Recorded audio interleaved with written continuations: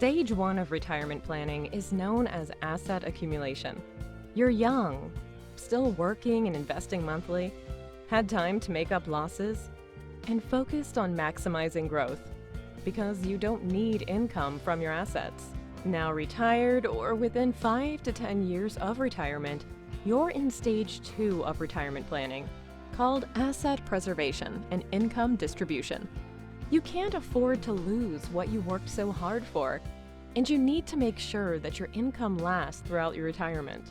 Your goal is to minimize volatility and guard against large losses, so your income won't run out. Are you worried about how you'll create monthly retirement paychecks that will last for as long as you live? Worried you will run out of money? If you don't have a comprehensive written retirement income plan, or everything about your money in writing, you're basing your entire future on hope and luck.